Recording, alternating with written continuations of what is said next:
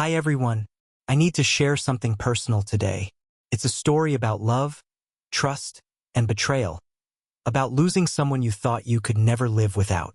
It's raw, it's real, and it's my truth. Thank you for listening. I found out the person I trusted with my whole life had been lying to my face for months. And in that moment, something inside me finally broke. For a long time, I thought our story was proof that love could survive anything. We met when our lives were going in totally different directions. The timing was always wrong, the circumstances were messy, but somehow we still chose each other. 11 years. That's not a fling. That's a whole chapter of a life.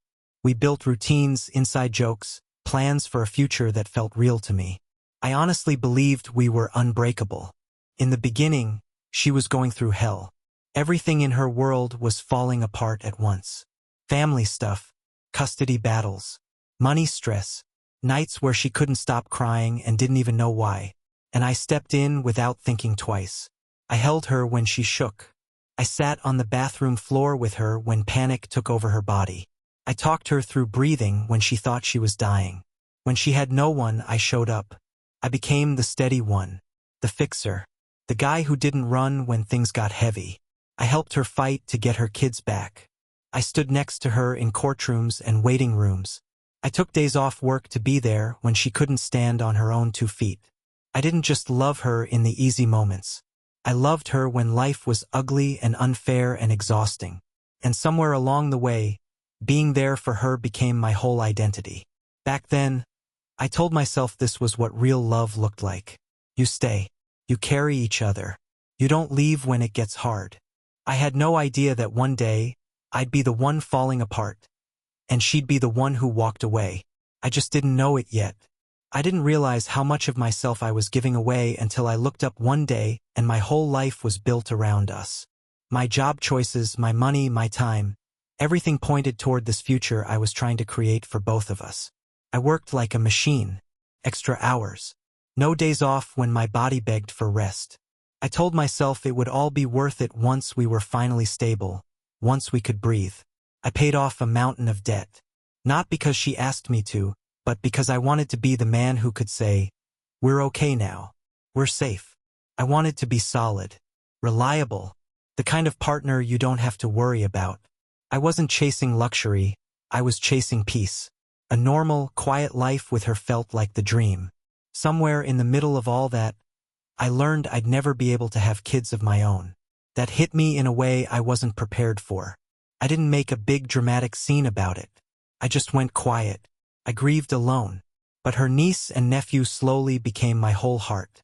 I showed up to birthdays, school stuff, random afternoons where they just wanted someone to play with them. They started to feel like my family. The closest thing I'd ever have to being a dad. I let myself believe this was it. This was my life. This was my family. And then my body started to fail me. It began with my shoulder. Rotator cuff surgery. Suddenly, I couldn't work the way I used to. Couldn't lift things. Couldn't burn off stress the way I always had. I went from being the strong one to feeling useless almost overnight. I remember sitting at home, staring at the wall, feeling like my whole purpose had been taken from me. That's when the depression crept in.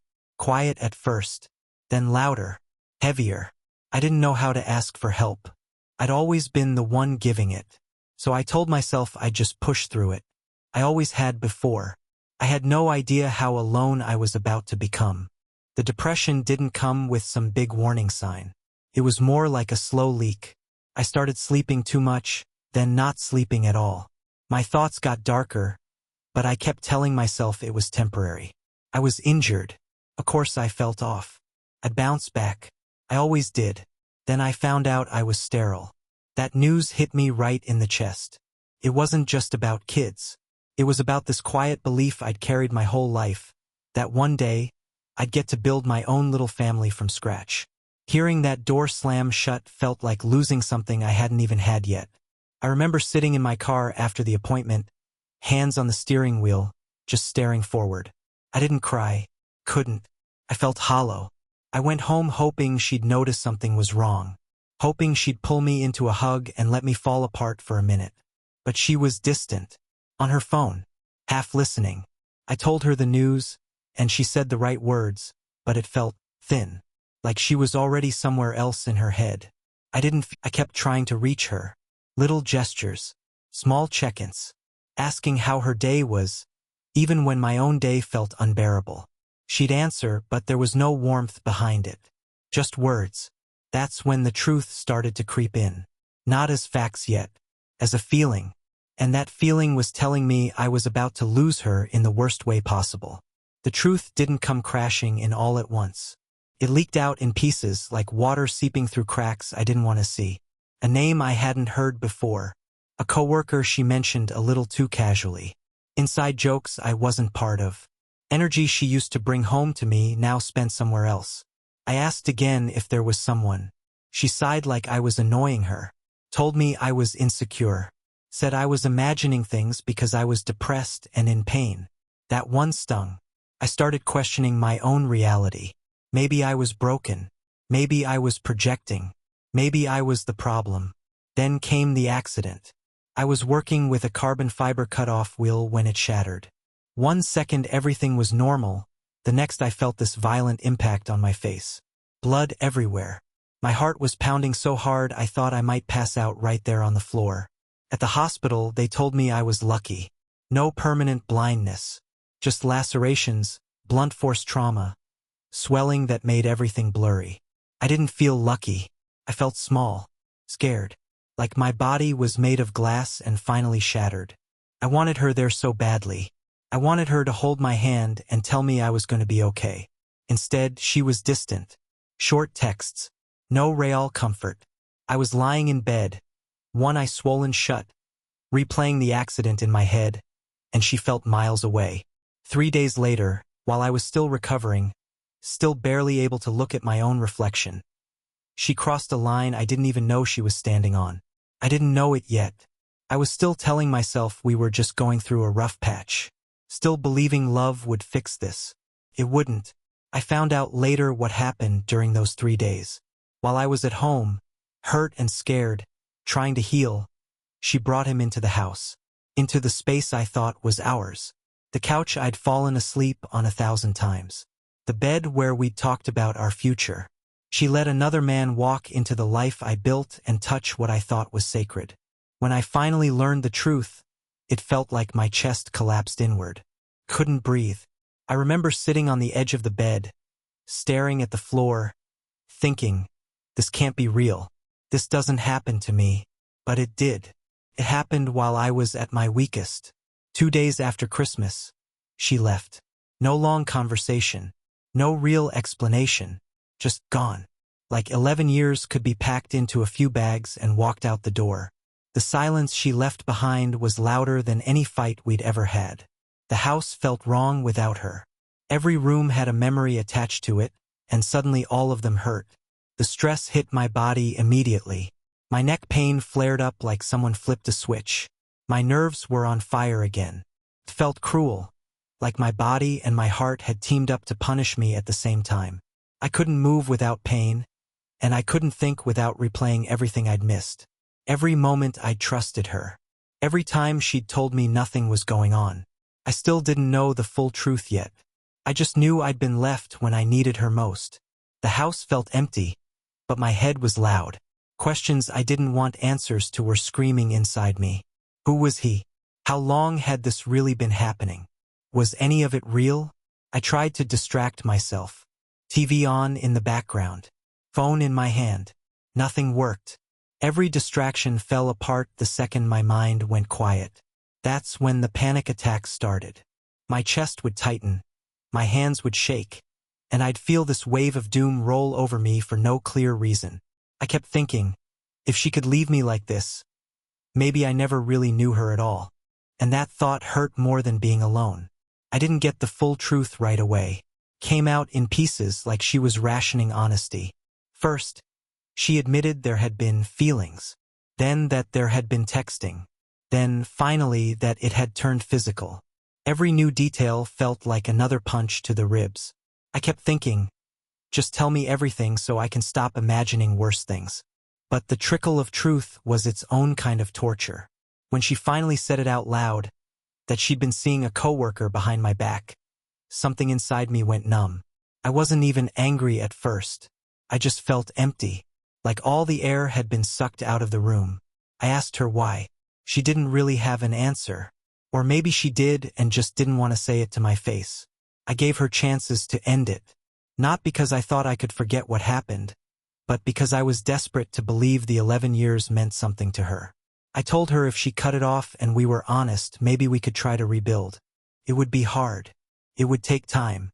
But I was willing to fight for us one last time. She didn't want to.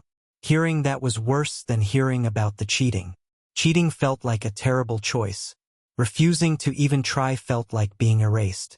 Like everything I'd done, every way I'd shown up for her when she was breaking, suddenly didn't matter at all. There was one last moment that crushed whatever hope I had left. We saw each other again, and I asked her straight up if there was still any path back to us. I wasn't begging. I just needed to hear the truth. She didn't hesitate. She said no. She chose him. I walked away that night feeling like I was leaving a version of myself behind. The version that still believed in us. The version that thought love could survive anything. On the drive home, I had to pull over because my hands were shaking too much to keep the wheel steady. The kids crossed my mind constantly. I missed them in this quiet, aching way that sat behind my ribs all day. But I couldn't bring myself to see them. I didn't want them to remember me like this, hollow-eyed, shaking, barely holding it together. The idea of them seeing me broken hurt almost as much as not seeing them at all. Most nights, I lay in bed staring at the ceiling, replaying everything I'd missed, every red flag I ignored, every moment I chose trust over instinct. I kept wondering how someone could watch me fall apart and still choose to walk away. That question followed me into my dreams, and it was waiting for me every time I woke up. After weeks of carrying all that weight alone, I reached out to her one last time. Not to beg, not to fix anything. I just wanted a clean ending. A human goodbye. Something that didn't feel like 11 years had been thrown in the trash without a word. I thought maybe if we could talk like two people who once loved each other, I could finally let go. The call didn't start well. I had just woken up from a nightmare about her and the other guy. My chest was tight, my head was spinning, and I said things I didn't mean. I lashed out. I threatened them in a way that wasn't okay. The second the words left my mouth, I felt sick. That wasn't me. That wasn't who I wanted to be, even in pain. So I called her back. I apologized. Fully. No excuses. I told her I was drowning and that fear had taken over my mouth. We ended up talking for over an hour. For the first time in months, it felt like a real conversation. Honest. Calm. Not about getting back together, not about blaming. Just two people acknowledging what had happened and how much it hurt. When we hung up, I felt this strange sense of relief. Like maybe I could finally close the door without slamming it. Then she blocked me everywhere. No warning. No final word. Just gone. Again. That part hurt more than I expected. Not because I needed access to her, but because it felt like she was erasing me. Like our entire history could be deleted with one tap. I wasn't trying to reopen wounds. I wasn't trying to keep her in my life. I was trying to leave with dignity. Being blocked made me realize something ugly and clear. She didn't want to face what she'd done. Blocking me was easier than sitting with the weight of her choices. Easier than owning the harm. And in a weird way, that gave me clarity. Painful clarity, but clarity all the same. The person I loved, the one who once leaned on me when her world was falling apart, wasn't here anymore. I was grieving someone who no longer existed, and that realization was the beginning of the end of my hope. I've spent the last few weeks learning what it means to be left behind by someone who was supposed to be your person. The grief comes in waves, sometimes crushing, sometimes quiet, but always there. I cry in the morning before I'm fully awake. I cry at night when the world is still. I cry in the middle of the day, when I'm supposed to be functioning, just because the memory of everything feels too heavy to hold in. I still grieve the future I thought we'd have. The family I believed we were building. The person I thought she was. And most of all, the version of myself that loved without fear, without hesitation, without expecting betrayal. That version is gone. I can't get her back. I can't trust her again. I can't allow myself to let her in, not even a little, because the risk of losing everything all over again is unbearable. And yet, I'm still standing. I'm still fighting. Not for her. Not for what we had. I'm fighting for me. Fighting to reclaim my body, my mind, my heart. Fighting to survive the trauma she left behind, to stop letting it define me. I go to therapy. I try to sleep. I try to eat. I try to breathe. Some days that's enough. Some days it's all I can do. I can't say I'm okay. I'm not. And I probably won't be for a long time. But I can say I'm trying. I can say that even after the betrayal, the abandonment, the lies, I still have enough left inside to keep moving forward. Slowly, messily, painfully, but forward. She did this to me.